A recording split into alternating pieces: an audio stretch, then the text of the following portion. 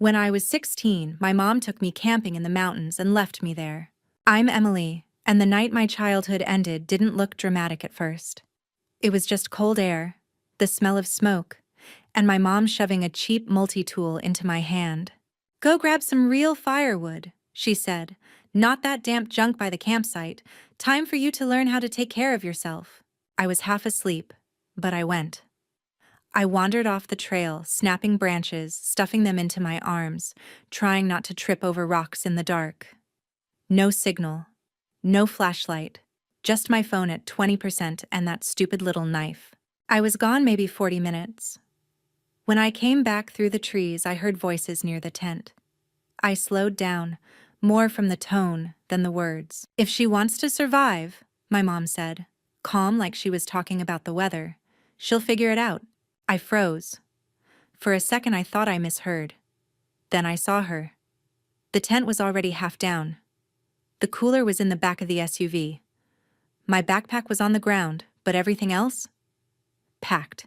"Very funny," I laughed, dropping the wood. "You're not actually leaving me here." She didn't laugh. She didn't even look guilty. She just tossed my backpack toward me. "You say you're grown up, right? Prove it." I grabbed the car door, but she peeled my fingers off the handle like they were nothing. The engine started. The headlights swung past my face. A minute later, I was standing alone in the dark with a dying phone, a half-zipped backpack, and the echo of tires on gravel.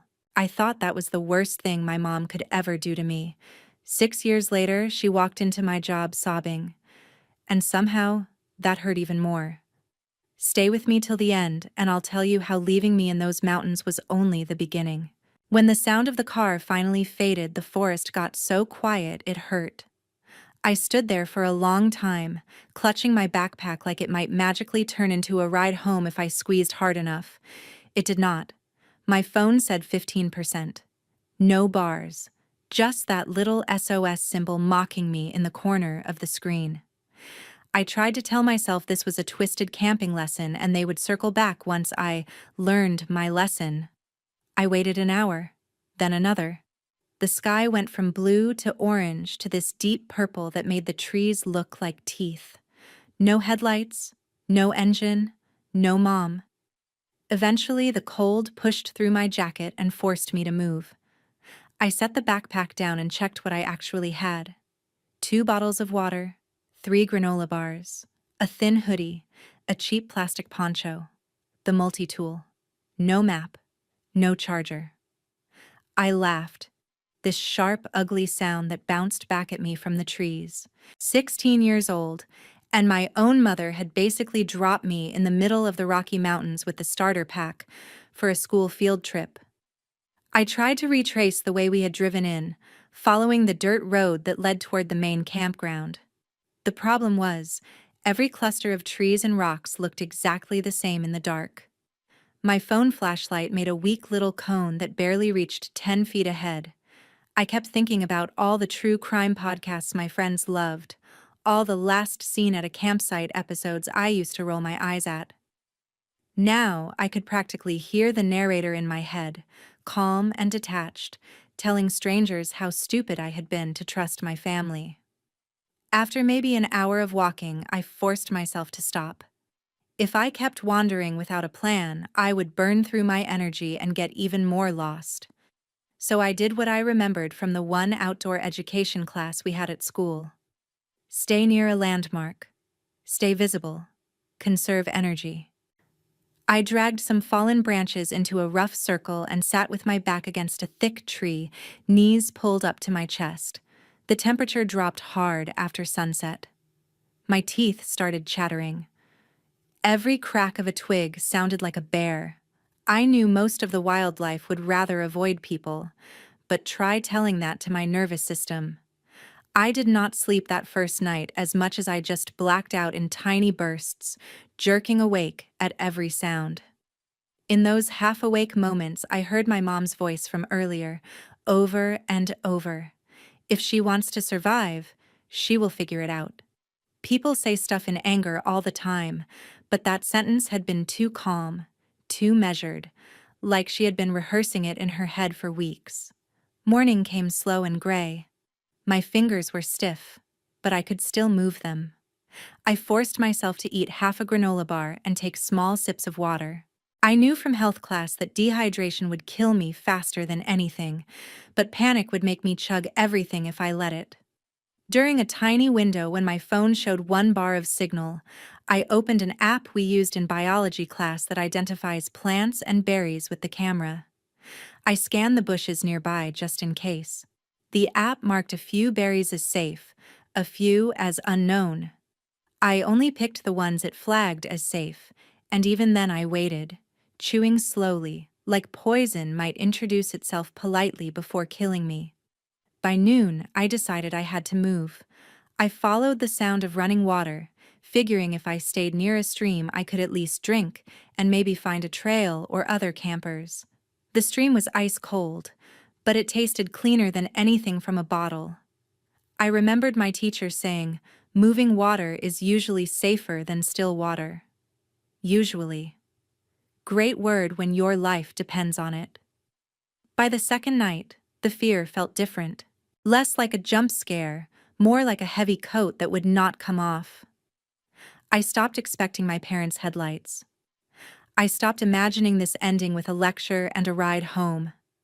I started admitting the one thing I did not want to say out loud. They really left me. On purpose. On the third day, my legs shook every time I stood up. My lips were cracked. I had 1 bottle of water left and half a bar. My phone was a dead rectangle in my pocket. I followed a narrow trail along the stream, mostly because it was easier than pushing through brush. That was when I heard it. Voices. Not in my head this time. Real voices. Laughing. The clink of metal against rock. I froze, then forced myself to shout. My voice came out thin at first. I tried again, louder, dragging air up from some stubborn place inside me. Help. The voices went quiet. For a second I thought I had scared them off. Then a man's voice called back, sharp and alert, asking where I was. I stepped out onto the trail, waving both arms. A group of 3 hikers stood a little way ahead, loaded with real gear, big packs, bright jackets, a GPS clipped to one of their straps. They looked at me like I was some kind of ghost. I must have looked like one. Dirt on my face, hair matted, eyes wide. One of them rushed over and put a hand on my shoulder, asking if I was hurt, if I was alone. That was the moment it hit me how bad it really was. I opened my mouth to answer, but all that came out was this broken little sound. Another hiker handed me a protein bar and a foil blanket, the kind they use at marathons. While I ate, they called in my situation on a radio to the park rangers, using words like minor, abandoned, possible neglect. Hearing those words made something inside me sit up. Neglect. Abandoned. It was the first time anyone had labeled what happened to me as something other than discipline. By the time we reached the ranger station, my legs were jelly, and my brain felt like it was lagging a few seconds behind everything. The ranger on duty wrapped me in another blanket and asked for my parents' phone number. My stomach twisted. I gave him my aunt's number instead. When my Aunt Linda pulled up in her old pickup, she ran to me and hugged me so hard my ribs hurt. She kept saying my name, over and over like an apology she did not know how to finish. On the drive to her house, she told me my parents had called her after the trip and said I had run off to punish them. They had not filed a missing person report. They had not called the park. They had gone home, taken showers, gone back to work. That night, lying in my aunt's spare room with clean sheets and a full stomach, I stared at the ceiling and realized something simple and brutal. Getting out of the mountains had been the easy part. The real wilderness was going back to a family who could leave me there in the first place. 6 years later, I was wiping caramel drizzle off a Starbucks counter in Seattle when my past walked in and ordered a latte. By then, the camping trip was something I only mentioned in therapy and anonymous support groups. On paper, I was doing fine. I had moved in with my aunt for a while after the Rangers found me, but it didn't take long for the story to twist. My parents told everyone I had stormed off to teach them a lesson and refused to come home. My Aunt Linda believed me more than they did, but she still used words like misunderstanding and family drama, like almost dying in the woods was the same as a loud Thanksgiving. By 18, I'd had enough. I took on extra shifts, saved every dollar, and moved out. Seattle was far enough from Denver that I could breathe without checking over my shoulder for a familiar SUV. I rented a tiny room in an old house with two other girls I met through an online support group for people raised by abusive parents. We split rent, traded trauma stories over instant ramen, and kept each other's secrets. I got a job as a barista, the kind where your name tag never matches your actual name, and your manager cares more about drive-through times than your mental health. It wasn't glamorous, but it was mine. I blocked my parents on everything: phone, email, social media. If I couldn't fully erase them, I could at least put them behind a wall. When I needed to talk about it, I went to Reddit instead. Late at night, after closing shifts, I'd sit on my mattress on the floor and scroll through RR raised by narcissists and similar subs, reading stories that sounded uncomfortably close to my own. One day, I finally posted mine from a throwaway account. I described the trip, the quote, the days in the mountains, the ranger station. Within hours, there were comments from strangers saying, "That was abuse. That was attempted neglect. You didn't deserve that." It was the first time anyone had called it what it was without flinching. For a while, that was enough. I told myself I didn't need closure. I just needed distance. Then, on a random Wednesday morning shift, she walked in. I was half zoned out, repeating the same greeting I'd said 1,000 times when I felt someone staring a little too hard. I glanced up from the espresso machine and saw a woman at the front of the line who looked like a bad sketch of my mother. Thinner, shoulders slumped, hair shot through with gray. But the eyes were the same, sharp, assessing, like she was evaluating me against some invisible checklist. My brain lagged. My body reacted first. My hands went cold and my chest got tight, like I was back in that forest breathing air that was too thin. Next in line, my coworker called. The woman stepped forward. Her hand shook as she reached for her wallet. "Tall vanilla latte," she said, then added, "Please," like the word hurt. I could have pretended not to recognize her. I could have handed the cup off to someone else, hidden in the back. Anything. Instead, I said her name quietly, just loud enough for her to hear. Her head snapped up. Our eyes locked.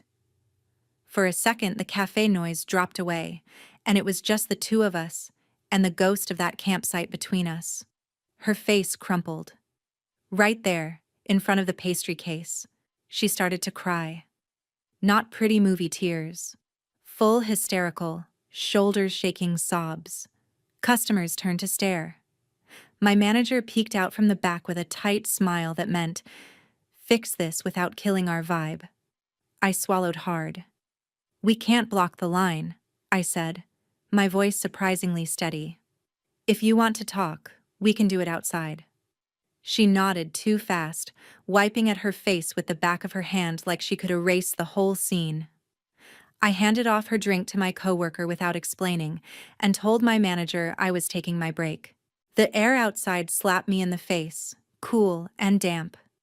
She was waiting on a bench near the trash cans, clutching a napkin like a lifeline. Up close, the changes were worse. Deep lines around her mouth, dark circles under her eyes, that brittle energy of someone held together by caffeine and fear. "Emily," she said, like my name was a question she wasn't sure she had the right to ask. "I've been looking for you for years." I stayed standing. Distance made it easier to breathe. "You found me," I said. "What do you want?" She launched into it. Apologies, excuses. She said she missed me, that she thought about me every day, that she had made a terrible mistake on that camping trip. When I asked why she hadn't called 911, why she hadn't contacted the park, why she had gone home and slept in her own bed while I was out there counting granola bars and praying not to die, she stumbled. She blamed stress, money, her own childhood. She said she thought I would come back stronger, that she was trying to teach me not to be weak and dependent like she had been. I listened, but the whole time there was this cold, steady voice in the back of my head doing the math. 16 years of being told I was dramatic, ungrateful, too sensitive. 3 days alone in the mountains. 6 years of silence. And now she shows up at my job, crying in front of my customers, demanding a second chance. "You didn't make a mistake," I finally said. "You made a choice. Over and over. You chose not to go back. You chose not to call for help. You chose to lie about it after." She tried to reach for my hand. I stepped back. For a second, something like anger flashed in her eyes, the old version of her I remembered, the one who hated being challenged. Then it dropped back into desperation. "Please," she said, "just have dinner with me. Let me explain everything. We can start over." I almost laughed. Start over. Like there was a reset button somewhere between Denver and Seattle that we had both just forgotten to hit. "No," I said. "You don't get to show up and pretend we're just a normal mother and daughter who had a rough patch. You left me to die in the mountains. That doesn't get erased with coffee and tears." Her face crumpled again. People walking by tried not to stare. Somewhere inside the store, a blender roared to life. The world kept moving while mine narrowed down to one decision. "If you keep coming to my job, if you contact me or my friends again, I'm going to file a report," I added. "I'm not 16 anymore. You don't get to decide what happens to me now." I turned and walked back inside before she could answer. My hands shook as I tied my apron again, but my voice was steady when I called the next drink. I had no idea then that this was just the first move. She wasn't going to let go easily, and I was done pretending what she did to me was anything less than abuse. I wish I could say that warning outside the coffee shop was the end of it, that she got the message and disappeared back into whatever life she had ruined without me, but that would have been too easy. For a week or two, nothing happened. I went to work, closed shifts, wiped counters, and tried not to flinch every time the door chimed. I convinced myself I had been dramatic, that maybe she really would respect a boundary for once. Then, the emails started. At first they came from an address I didn't recognize, with a generic name, like she thought I'd be more likely to open it if I didn't know it was her. The subject line just said, "Please." Inside, the message was a wall of text, no paragraphs, just her spilling everything she thought would make me feel sorry for her. She wrote about how hard things had gotten after the incident, the way she phrased leaving me in the mountains like it was a car accident instead of a decision. She said my dad, Mark, had never really backed her up and eventually turned on her, which I translated as finally admitted she went too far. She said he'd filed for divorce 2 years after I left for Seattle. She wrote that my younger brother, Dylan, had dropped out of community college, that he was addicted to video games and barely left his room. She said she had lost her job as a store manager because she couldn't focus and her bosses didn't understand. In between the pity party, there were these little jabs, lines like, "You ran away from your family," and "We all suffered because of your choice not to come home." It was like she physically could not tell a story without casting herself as the victim and me as the problem. I didn't reply. I blocked that email. She made another one. When the emails didn't work, she tried LinkedIn, which I hadn't even realized was connected to my personal email. She sent a connection request with a note that said, "I'm proud of you," like she had any right to be proud of anything I had done without her. She found my roommates on Instagram and sent them long messages about how much she loved me and how worried she was. She contacted my Aunt Linda and asked her to pressure me to talk. Every time my phone buzzed, my stomach flipped. It wasn't just annoying. It felt like being dragged back into a house I had worked so hard to escape. One night, after a double shift and 3 new messages from fake accounts that were obviously her, I sat on the edge of my mattress and stared at my phone for a long time. I pulled up the non-emergency number for the Seattle police and hovered over the call button. Part of me still heard her voice, telling me I was overreacting, that people call the cops on real criminals, not on their own mom. That part of me was 16 and scared. The rest of me was 22 and exhausted. I hit call. I told the woman on the line that I had been abandoned as a minor on a camping trip in Colorado, and that the parent who did it had now found me and would not stop contacting me after I asked her to stop. The dispatcher transferred me to an officer who specialized in domestic situations. He listened, asked questions, and did not once call it a misunderstanding. He explained that what happened in Colorado was something I would need to report there if I wanted to push it, and that the statute of limitations might be complicated. But the harassment now, the unwanted contact at my job and through my friends, that they could address. He suggested I document every message, every email, every attempt to reach me, and then come down to file a report so they could issue an official warning. I did exactly that. Screenshots, dates, times. The shaky video my coworker had taken from behind the counter the day she cried in the shop, which suddenly felt useful instead of embarrassing. A week later, I sat in a small gray room at the station, hands folded in my lap, and watched an officer type my words into a report. It felt surreal, seeing mother and harassment on the same line in an official document. After that, things got quiet again, but it wasn't real silence. It was the silence you get right before a storm. One Saturday afternoon, my aunt called. I almost let it go to voicemail, but something in my chest told me to pick up. Linda sounded tired in a way I hadn't heard before. She told me my mom, Sandra, had driven down to her house unannounced, banging on the door, demanding to know why I had turned the police on her. According to my aunt, Sandra was ranting about how I was ruining her life, how people at her new job looked at her differently, how some distant cousin had sent her a link to a Reddit post that sounded a little too familiar. That got my attention.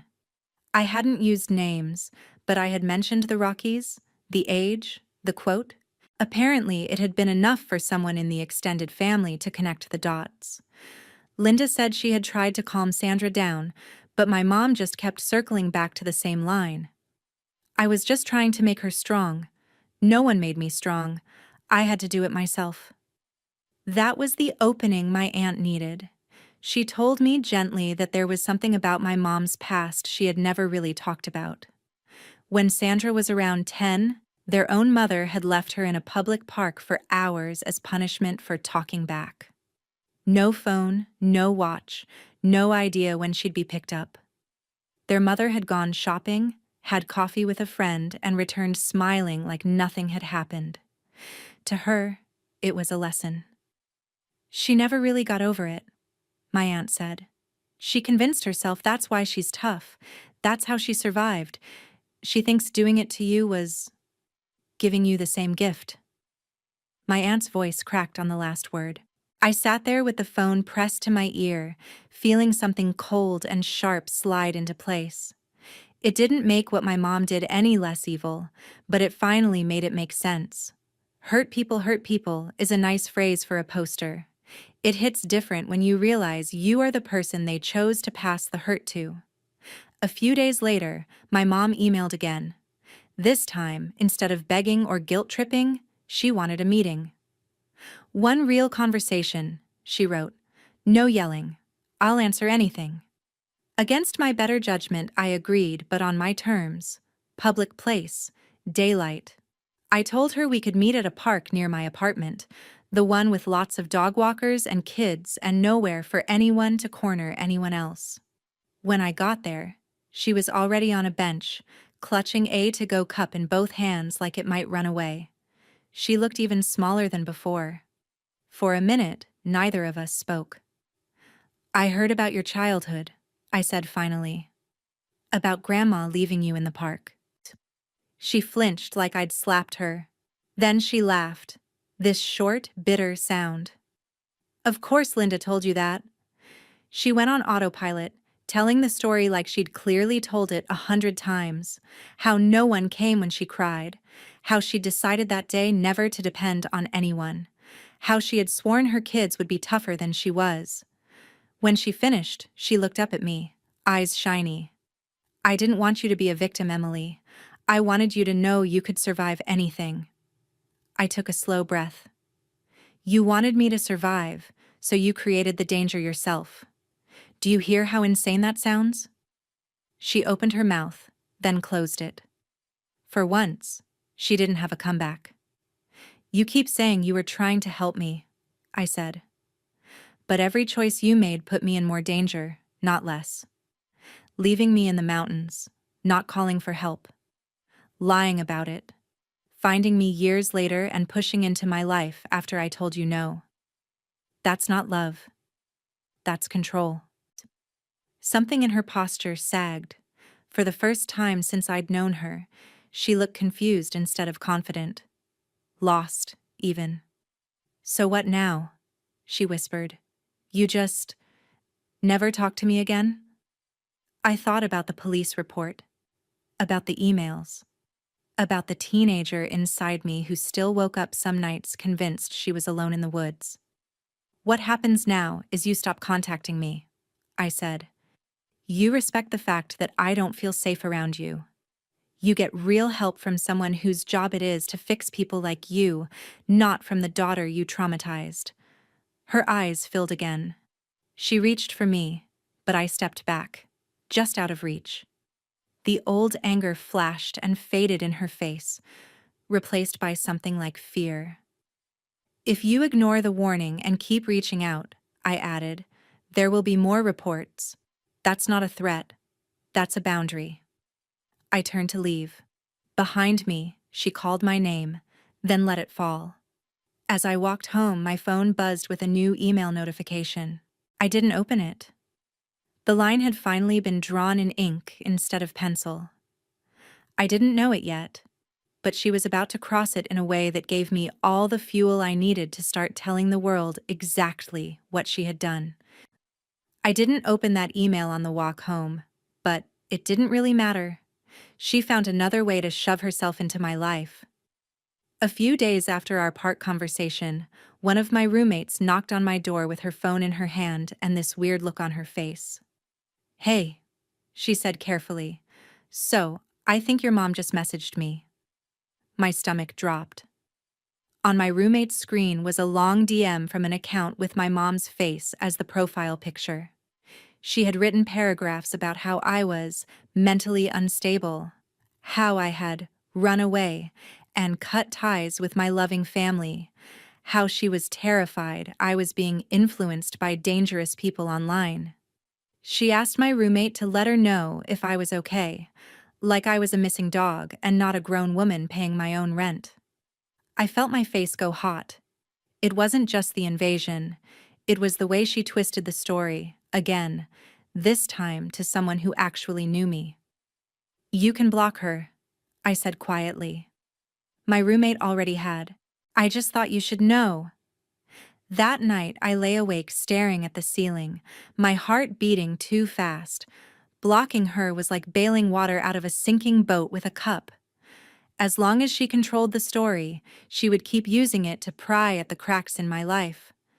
I kept thinking about that ranger, about the words he'd used in his report. Neglect. Abandoned. I thought about the 100 anonymous strangers on Reddit who had told me this wasn't my fault. At some point, an idea clicked into place. If she was going to keep lying, maybe it was time to stop whispering the truth in safe little corners of the internet and start saying it louder. I started small. I logged back into the throwaway account I'd used on Reddit and updated my post with more details. I talked about the quote, If she wants to survive, she'll figure it out. I talked about waiting for headlights that never came, about the ranger station, about finding out later that no one had filed a missing person report. I didn't use names or locations this time either, just enough context to paint the picture. Then I stayed up until 2 in the morning reading the responses. People shared their own horror stories. A few said it sounded criminal. One comment hit me hard. Abusers count on your silence. They taught you to protect them, not yourself. I realized that was exactly what I'd been doing. The next step scared me more. One afternoon, on my day off, I propped my phone against a stack of books, opened TikTok, and stared at my own face in the front camera. I almost backed out. Instead, I flipped the camera, filmed my hands twisting a coffee cup on my lap, and started talking. When I was 16, I said, my mom took me camping in the Rockies and left me there alone. I told the story in pieces, the way people do when they're just dumping something wild into the universe. No names, no identifying details. Just the facts and the way it felt to hear her say that sentence and realize she meant it. I added text captions for accessibility, put a random trending audio at low volume, and hit post before I could overthink it. I figured maybe a few hundred people would see it, mostly strangers scrolling past on their lunch break. By the end of the week, it had over 400,000 views. The comments were a mix of outrage and heartbreak. This is abuse. I'm so sorry, I believe you. My mom did something similar. I thought I was alone. A few trolls said I was making it up for clout, but the weight of the support drowned them out. For the first time, the story wasn't just stuck in my throat or hidden in some private subreddit. It was out there, breathing on its own.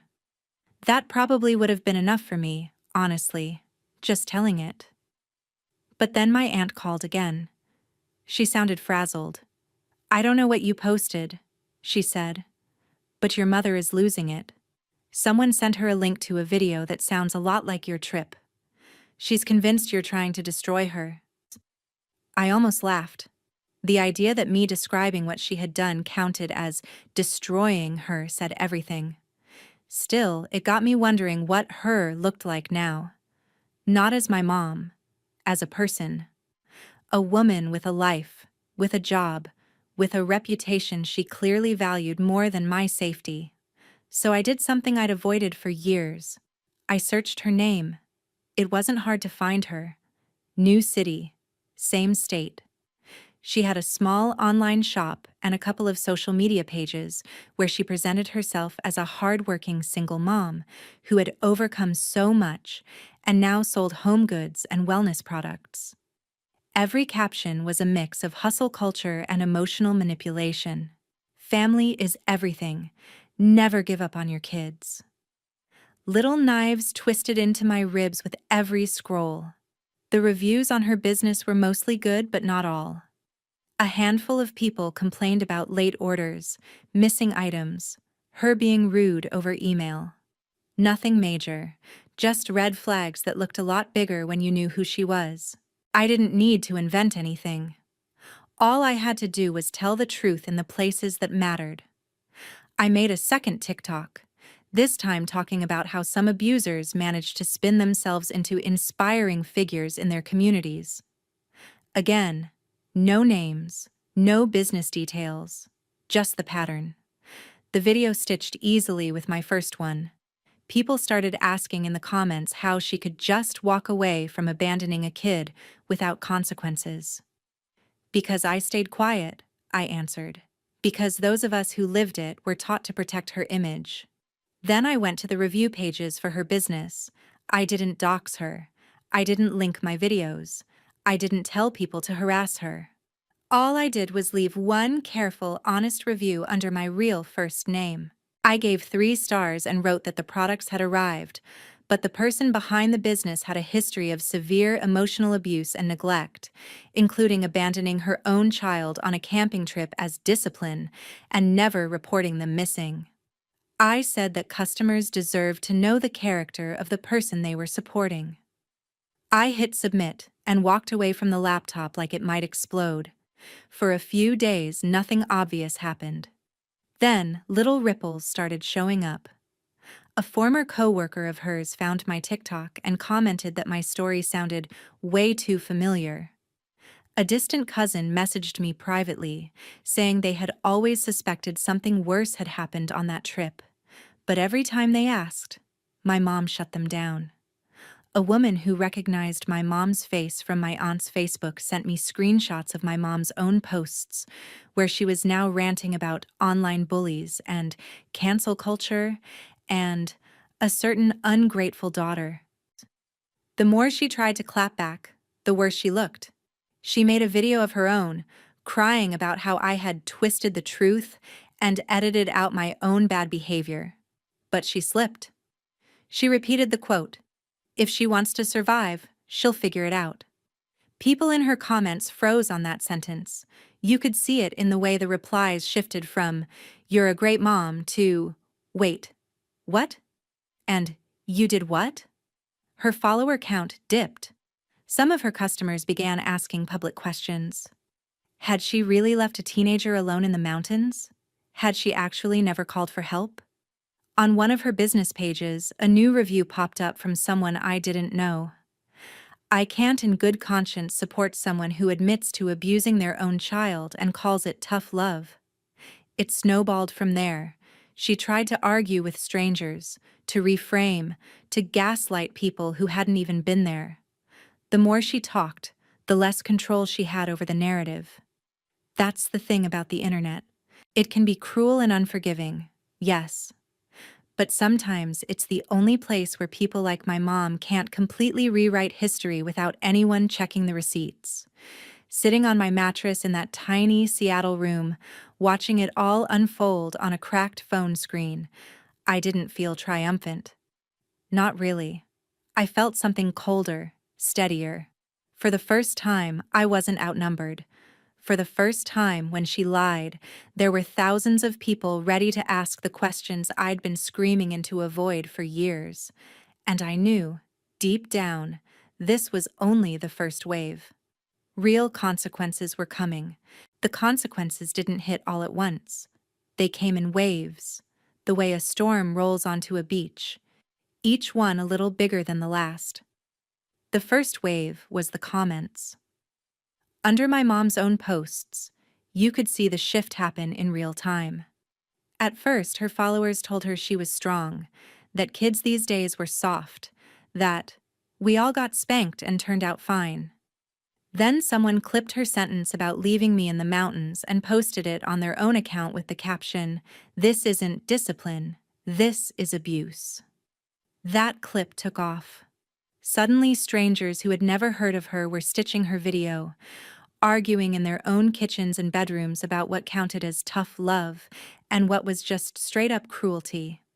My mom tried to keep posting her usual content, smiling with her products and typing long captions about resilience, but the replies were different now. "Are you the one who left your kid in the Rockies? Did you ever actually call the cops?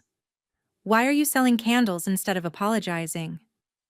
She deleted the worst comments, then turned them off completely. But the internet doesn't forget. People took screenshots. They shared them in private Facebook groups and local forums. One night, while I was counting the till at work, my phone buzzed with a DM from someone I didn't recognize. They said they used to work with my mom at the store she managed. "We always knew she had a temper," they wrote. "We just didn't know it was this bad. I'm sorry no one saw it sooner." A different message came from one of her recent customers who had ordered a big batch of products for a small boutique and gotten half of it late and wrong. She'd seen my review and connected the dots. "I thought she was just scatterbrained," the woman wrote. "Now I think she's dangerous." That woman and a handful of other customers filed complaints, not just on the review sites but through actual consumer channels. A few took her to small claims court over undelivered orders and refused refunds. I only found out because someone sent me a copy of the docket, her name printed in black and white next to the words "failure to provide goods as promised." There was something darkly satisfying about that phrase, failure to provide. It fit more than just candles and throw pillows. My aunt called again, exhausted. She told me my mom had been served papers at her apartment and had shown up at a family gathering ranting about how I had weaponized the internet against her. Some relatives agreed with her. Others, the ones who had quietly watched from the sidelines all these years, started asking questions they'd never dared ask before. What really happened on that camping trip? Why hadn't she called for help? Why had she lied? Every time she told the story, the details slipped a little, and someone would point it out. The control she'd had over the narrative all my life was cracking in front of her. That was the second wave. The third was uglier. A cousin sent me a photo of her sitting alone in her living room, blinds half closed in the middle of the day, surrounded by boxes of unsold inventory. The landlord had raised her rent, and between that and legal fees and refunding angry customers, she was barely hanging on. My brother Dylan texted me for the first time in years. His message was short and awkward, full of typos like he'd rushed it. "Mom's freaking out," he wrote. "She keeps saying you're trying to destroy her. I don't even know what to believe anymore." I stared at the screen for a long time before answering. "You don't have to pick a side," I wrote back. "You just have to decide what's true.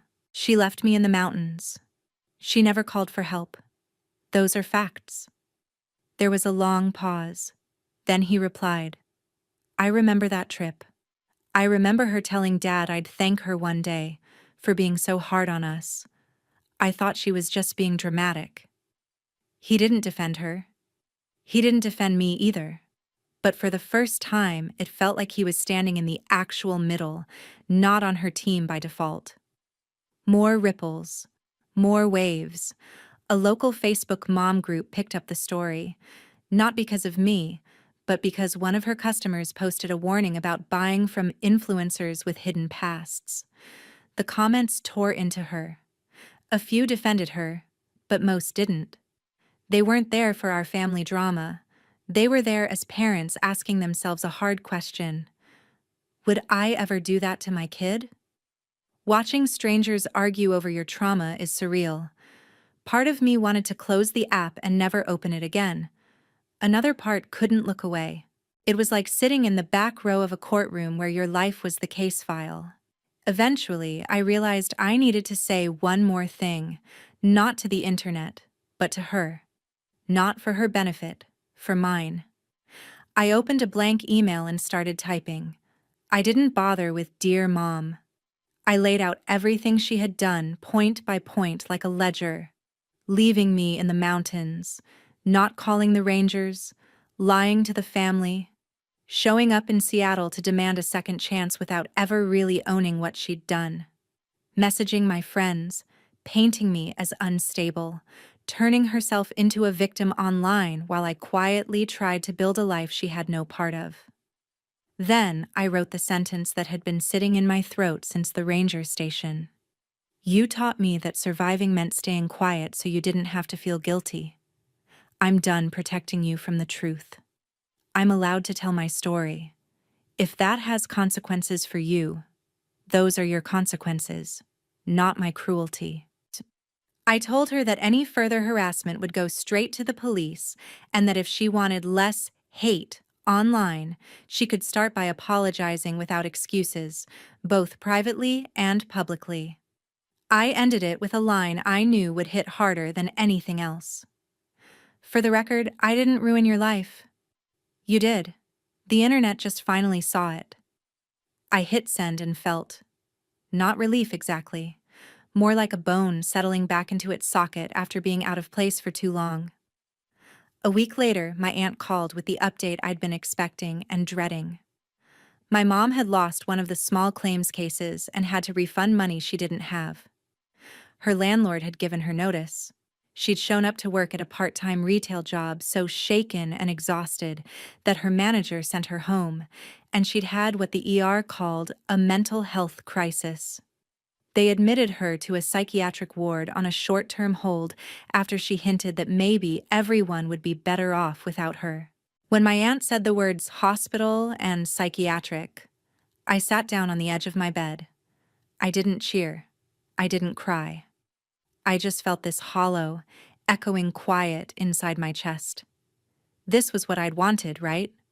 Consequences. For her to finally feel even a fraction of the fear and helplessness she'd handed me on that mountain.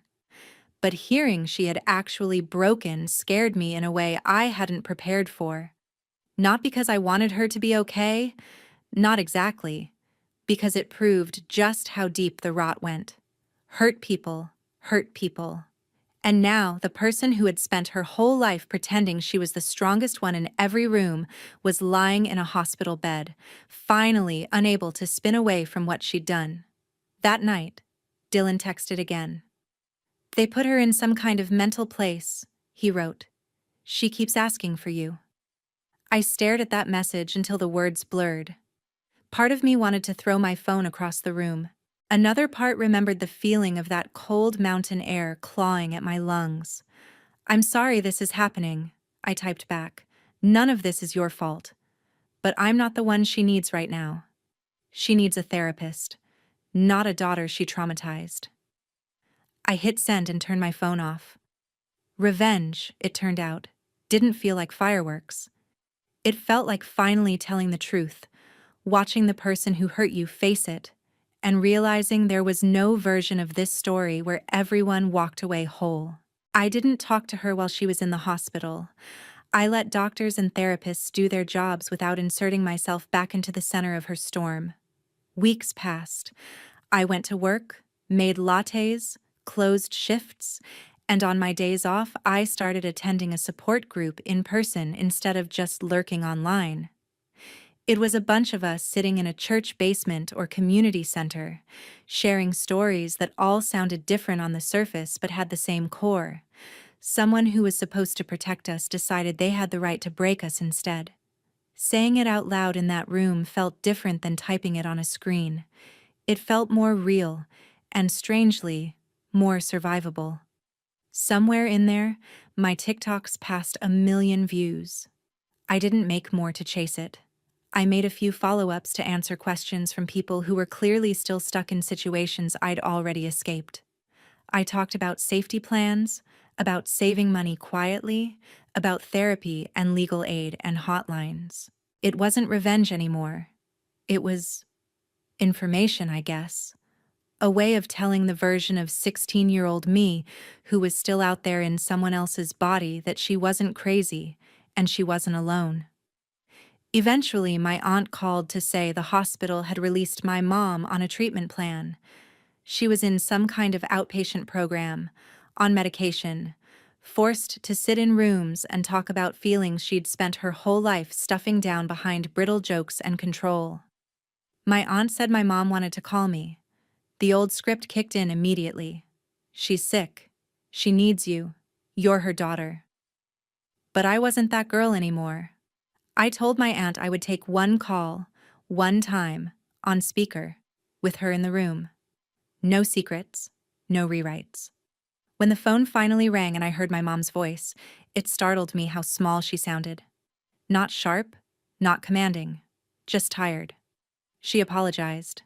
Really apologized, in a way she never had before. "No, but?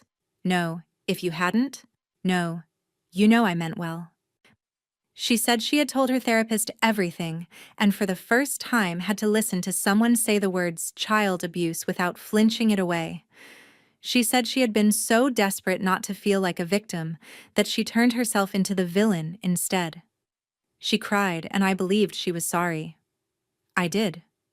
But believing someone is sorry and trusting them not to hurt you again are not the same thing. When she finally asked, "Can we start over?" I took a breath and told her the truth. I told her I was glad she was getting help. I told her I did not wish her dead or even miserable. I also told her that my life in Seattle, the one I had built without her, was not a punishment. It was a boundary. That forgiveness, if it ever came, would be something I did for myself, not a prize she could win by saying the right words. That there might never be a version of our relationship that looked like what she wanted, and she had to make peace with that in therapy, not in my inbox. She went quiet for a long time. Then she said, "I understand," in a way that told me she finally knew understanding and accepting were two different mountains to climb. We hung up. I didn't feel lighter or heavier. I just felt done. Not with healing, because that's not a switch you flip, but with chasing some imaginary moment where everything would finally make sense and hurt less. That wasn't coming. What I had instead was a tiny apartment that was mine, friends who believed me, a scarred but beating heart, and this strange, fierce urge to pull other people out of the places I'd barely escaped. So I leaned into that. I kept going to group. I volunteered with a local hotline that helped people dealing with domestic and family abuse. Sometimes, when it was appropriate, I shared a soft version of my story. Not the internet drama, not the viral parts. Just the girl in the woods who realized her mother loved control more than she loved her kid, and the woman who decided that cycle ended with her. People like to dress up what happened to me with phrases like tough love or survival training.